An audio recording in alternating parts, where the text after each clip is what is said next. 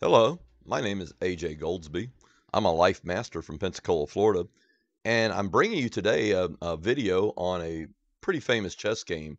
It's between Blackburne and Steinitz. It was played in 1876, and it was in their, I believe, the fourth match game of their first match.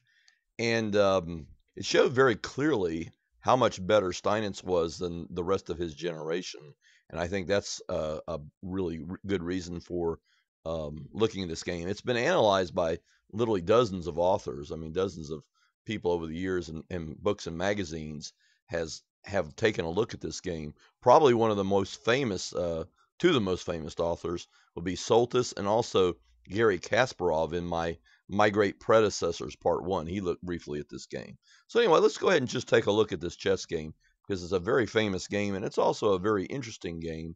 And I'll tell you what, we're going to go ahead and just flip the board because Steinitz wins this, and we're going to kind of look at it from Black's perspective. Um, Starts off e4, e5, knight f3, knight c6, d4. Of course, this is the Scotch opening. Now, at one time, the prevailing theory of master level chess. I remember back in the 70s, or it was might have even been the 80s. I was looking at the Scotch as a possible addition to my repertoire, and I asked a titled player about it. I don't remember if he was an IM or GM, but I remembered asking a titled player about it, and they taught, and several masters came over and they said, it's a completely outdated opening. It's a waste of time. You can't win with that opening. And what's really funny is, of course, fast forward about 10 or 20 years, by 1990, Gary Kasparov himself played this at the highest level, at the world championship level. In fact, there's a very famous game where Kasparov plays this against Karpov and wins. And I'm quite sure I looked at the game just a couple of days ago in one of my books. It's over 100 moves. It was in their fifth match game. Rather, their fifth match, KK5. I believe it was played in 1990. Anyway, you can find that game in any database. It's over 100 moves, and Kasparov eventually does win the game. And that's just one game. He also used it in several tournament games, had several nice tournament wins with this game. But he basically is credited for reviving this opening. And if you look at this, we're just going to quickly look in the ChessBase Live um, database today. And today you can just see what's really interesting is look at all the number of players that are using this opening today. Carlson, of course, you can see has used it a number of times. Ivanchuk, Radjabov, Morozovic, more Radjabov. Nakamura has used this several times. I've seen Nakamura use this. In fact, I submitted a game to the chess game websites. I believe it was played it was in the U.S. CF Chess Magazine, Chess Life, and I submitted that to the chess game website. There's another game by Nakamura, a game by Svidler, a game by this fellow. I can't even pronounce his name, Neo Panachi. I'm not really sure how you say that. I believe he's Bulgarian. But anyway, going back to the game, we'll just go ahead and close that. And we're just going to load this file because this is a clean file and I don't want any variances in the presentation. But anyway, I just did that to show you that after Kasparov used this opening, he's totally revitalized the opening. And today, oh, by the way, I saw a game not too long ago. I believe Aronian used this opening. But this is an extremely topical opening today. Today, many grandmasters have used it, as I just showed you. And of course, when a few years ago when I first annotated this game, which has been a while back, many years ago, I annotated it for I believe it was Alabama or Georgia chess. But back then, the opening books were calling this completely outdated. And Pons also used to use the Spanish Grandmaster, I believe it is. He used to play a lot in Linares. He's also used this opening. So it's a very interesting opening. And today, the theory of it, of course, it's fairly well defined. And but it's a very interesting opening. And today, once thought to be outmoded, but of course today, a lot of grandmasters are using it and playing it. E takes d4, knight takes d4. Now comes a move that not too many GMs play, queen h4. Now I have a book on this. It's in my bookcase right behind me. It's a very thick book. It's on queen h4 in the Scotch game, and it's a tremendously complicated move. Of course, not a lot of masters necessarily like this move, but this was Steinitz patent. Excuse me. Of course, it looks like a beginner's move. The you're always telling beginners, don't bring your queen out early. And most of the time, that's very true. But here we have one of the exceptions to the rule. Part of what makes chess so interesting, you can have all these different rules and these different guidelines and things, and a lot of them are based on fact. I mean, most of the time, it's bad to bring your queen out early. Usually, bad things will happen to you. But here we have an example when that's clearly an exception to the rule. And I'm not saying I 100% endorse this move, but certainly I do believe it's playable. And it's very, very interesting. Of course, there's a lot of different ways to proceed from here. Not really looking to analyze the game in depth. Uh, White plays knight b5, and today that's one of the top moves against that. Black plays bishop b4 check. Pretty much an interesting move. Of course, knight b5, just going back here, this move knight b5, that pretty much entails a gambit by white. White's willing to give up his e pawn. Bishop b4 check, bishop to d2, queen takes e4 check, bishop e2, king d8. And Kasparov gives that an exclam, and he says, that this is best. And of course, if queen takes pawn on g2, then bishop f3, and black, if you're capturing the pawn on g2 is a very bad idea, because white would have played bishop takes f3, and black would have been lost because his king, remember, his king's still on e8.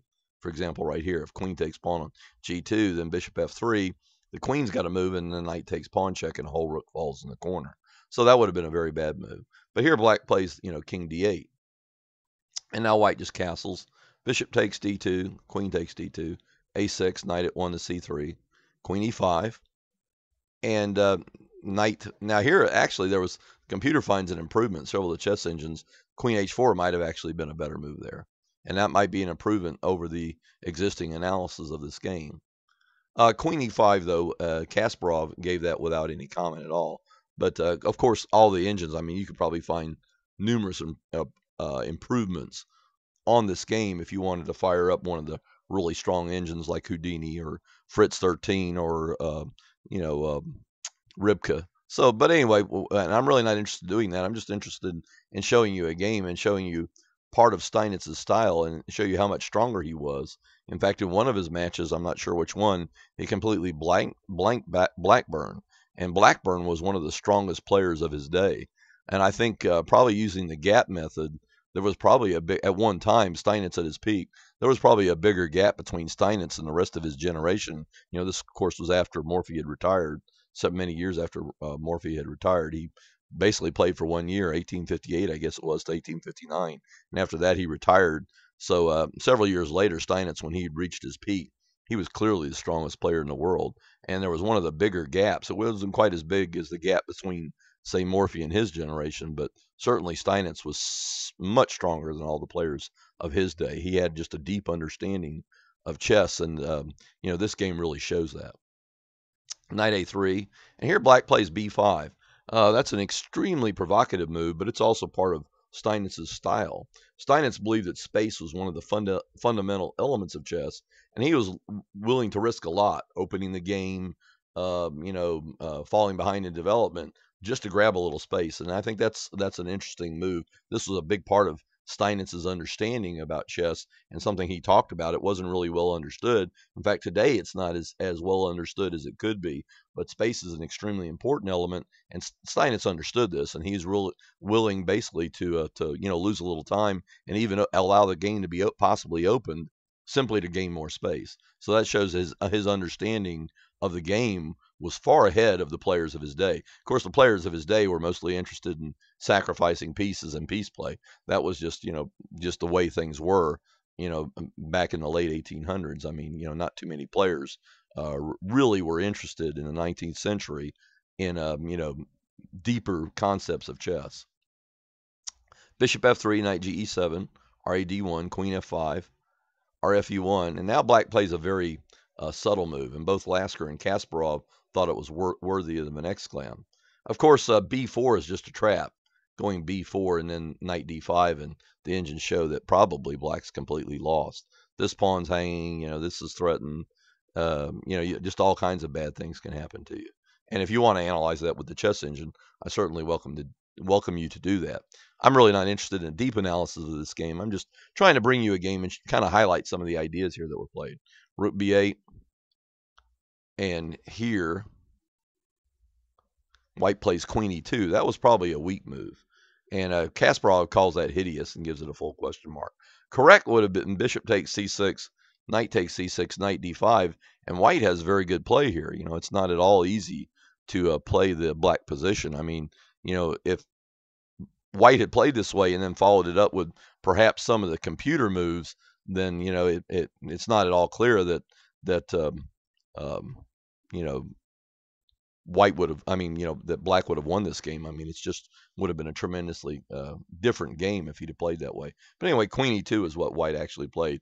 Obviously, that was clearly inferior, and Steinitz just continues to develop. Knight e4, bishop d7, queen e3, f6. And now here, this is typical of the players. Really, white doesn't have that bad of a position. I mean, black lacks a lot of coordination. Notice this rook on b8. His rooks aren't connected. He doesn't have a lot of play. His pieces are not on their best squares, and it's not real easy for black to find a way to play here. And if white had understood this and understood the modern way of playing chess, he probably would have found this move c4, which a lot of the engines find. That was a very good move. Here, Steinitz makes a move to me that is typical of chess in that period, and basically he just lashes out at g4. Of course, that's a very bad move. I mean, it just puts a huge gas in the king side. And I think after this, there's really no fixing white's game anymore. White's game is just very, very bad. Black goes queen g6. Now, white sacrifices. Again, this is typical play of that day. Trying to open the game. I mean, basically, it's pretty obvious he's run out of ideas. Now the only way he can try to finish this game or try to really make something happen is by sacrificing. Takes. Rook takes d6, king c7. Of course, now black's pretty much safe, and if you fire up any chess engine, you'll see that the game is just clearly won for black. And also too, he has this huge problem. Black is threatening things like bishop takes pawn on g4, and how in the world is white going to deal with that threat? Bishop takes c6, knight takes c6, queen g3, threatening a nice discover check, king c8, red1, rook b7. That's a good move. Don't want to move into a pin with rook to d8. Queen g2, knight b8, rook at 1 to d4, h5. Says this is a quote from Gary Kasparov's book, My Great Predecessors. The long-awaited counterattack. There is nothing more to comment on. White is down in material and in a completely hopeless position. And of course, that's from the book, My Great Predecessors, Part 1. Queen d5, queen g5, queen takes, pawn takes, rook. White actually gets a little bit active here and snatches a few pawns. I think an absolute, lower rated player would have had a lot of problems playing black in this position. But of course, this was no problem for a player of Steinitz's caliber. Bishop takes g4. Rook takes g5, rook e8. And I found even a few minor improvements using Fritz 12 and Houdini 1.5. Several clear improvements for both sides, but I'm not going to belabor you with those here because that's not the point of this. I just basically want to show you a game, and we're going to talk a little bit more about the difference between Steinitz and the rest of his contemporaries. King g2, rook f7, h3, bishop d7, king g3, rook e2. Of course, now we're beginning to see the beginning of the end. Black's got all of both of his rooks are active. All he needs to do is get the rest of his pieces to active squares, and the game is pretty much over. Rook takes h5, rook takes f2. Of course, now there's the threat of rook f3 check and possible checkmates. So, white's got to guard against that. Knight, rook d3, that stops the checks on the f3 square. You don't want to allow any checks there. King c7, that's just a good move, getting the king, now the knight, the bishop can move and, doesn't have to worry about dropping the knight on c6. Knight b1, king b6, rc d5, knight b8, knight d2, bishop c6, knight e4, rook e2, knight there, rook takes c2, rook d2. And now here, Steinitz finds I think it's a nice move, and it follows something called the Capablanca rule. Basically, Capablanca stipulated back in the around the turn of the century, the turn of the 20th century, that the best way to play when you have a totally one position is to be willing to give back a little material to quickly simplify things down to a one game. That's become just part and parcel of the modern day technique of any player. I've used it in my own games. I'm sure you've used it in your games. And that's again, we owe these ideas to Steinitz, and of course Capablanca with his beautiful games, is the one who elucidated this idea and showed it how great it was. And it really, I remember one game. I don't remember exactly which game it was, but I remember I've annotated it somewhere. But anyway, his opponent was playing a very strong attack, and suddenly he just simplifies into a dead level king and pawn ending. But his king is on such a strong square that it's just an easily won game. And to me, that was always, of course, now that's a fairly simple idea. But when I was a young player, a Class D player, just coming up, I was always struck by the marvelous idea of that concept. A position that looked like it was just completely lost, that your opponent's going to blow you away, and you just chop all the wood off the chessboard, bring it down to an ending, and of course, if the ending's very advantageous for you, it eliminates all the problems. And like I said, that's become a common parlance now in chess. I mean, lots of players, not just masters, use that idea. But anyway, so Steinitz plays rook takes c3 check there. B takes c3, bishop takes d5. Rook takes d5, rook c7. Rook d3, knight c6. Now, if I were black, I'd probably just play for something simple like knight a5, knight c4, and then march my king up to a2, win this pawn, and your pieces hold everything. And basically, white's got a hopeless position. He can't possibly play this position for very long. That's not quite the way what happens here, but that's just one idea there. Rook f7 check, king e4, rook f2, a3, rook a2. Of course, now same idea. He's using his rook to garner up the pawns. The only thing I didn't like about that was this pawn's left hanging. Try to keep material on the board a lot of times.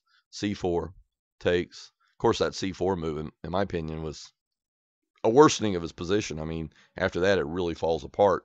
Maybe a little better there was simply rook g3 and take this pawn and simply try to trade as many pawns as possible. One of the ideas is when you're defending, you should trade off all the pawns. And if white could just trade off the rooks and leave, black in a position where all he has is just the extra knight, of course, that's a draw. And that's one of the basic ideas. That's when you're defending, you should try to trade as many pawns as possible, especially in a situation like this where there's not very many pawns on the chessboard. So anyway, but white plays c4, d takes c4, rook g3, rook d2, rook takes pawn, rook d4 check, king there, c3. And of course, now the pawn's going to run in and he can't stop it. I mean, he can play rook g1, and then a good move for black, I think, would just be king b5, king c4, and just escort that pawn in with the king. And meanwhile, the white king is cut off from across the board, and white doesn't have a shred of counterplay. So he correctly resigns there. I mean, there's no point in dragging that one out. And that concludes my coverage of this game. I have a web page on this game. It's on my website. If you go to www.ajschess.com, then you'll click on there the first link, which is my old GeoCities website. GeoCities is closed now, but if you'll go to that website there, it's /LifeMasterAJ. That's my main website, which used to be my big GeoCities website, which has won several awards. But anyway, there's a game there. There's a whole page on Steinitz, and this game is annotated. These annotations are repeated there. So you can look at that game. The game's online, and I have a link there so where you can replay the game on the Chess Games website. But to me, it's just striking and just how good Steinitz was. The ratings here come, I believe, from the website of Sonus, Jeff Sonus. It's called Chess Metrics, and you can Google that and probably find that fairly quickly. But in my opinion, the gap might have been even larger.